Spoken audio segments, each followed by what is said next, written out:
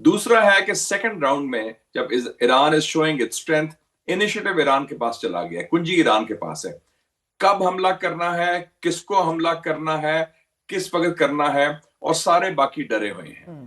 اور مگر اس کا سینیٹر صاحب فیصلہ کون کرے گا کہ یہ کیسے ختم ہونی ہے، کہ جنگ کب اور کیسے ریپ اپ ہونی ہے؟ اور ایران رول آؤٹ کر رہا ہے سیز فائر کو نا، مگر امریکہ پھر بھی یہ کہہ رہا ہے we will end the war on our timeline۔ So Iran کے اہداف اور آبجیکٹیوز کیا ہیں ابھی؟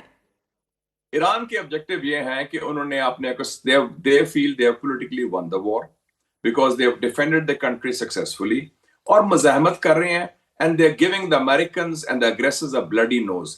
10 دن سے اسرائیلی اپنے بنکرز میں سو رہے ہیں، بیڈ روم میں نہیں سو رہے۔ اور اب جو آپ نے خود لنڈزی گراہم کا ذکر کیا، پہلی دفعہ جو عرب ایلائز ہیں امریکہ کے، ان کی آپس میں لڑائی شروع ہو گئی ہے کہ وہ کہتے ہیں کہ سعودی عربیہ بھی انٹر کرے وار، یو ہیو فیلڈ۔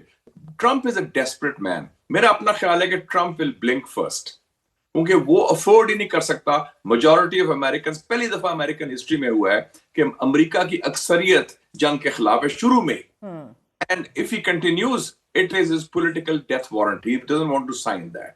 اب یہ ہے کہ ڈیسپریشن میں مجھے صرف یہ خطرہ ہے کہ کس حد تک کیا فورس استعمال کریں گے، کیونکہ یہ لوگ فیشسٹ بھی ہیں، اور انڈر لائنگ دس وار ایک تہذیبی جنگ ہے مسلمانوں کے خلاف، کیونکہ یہ نیوکلیئر آپشن کی بات بھی ہو رہی ہے اسرائیل کی طرف سے، وہ بدماش ہے اس قسم کے۔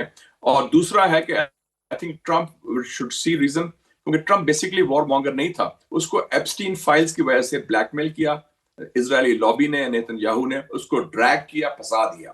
اب ہی نو دیر از نو وے آؤٹ، اور جو کانفیڈنس ایرانیوں میں آیا ہے کہ جناب آ جائیں، پھر they are ready for 6 months to sustain this struggle, یہ افورڈ ہی نہیں کر سکتا۔ اچھا، سو ایک طرف صدر ٹرمپ کی اپنی ریسٹرکشنز ہیں، اپنی گراؤنڈ ریالٹیز ہیں، لیکن دوسری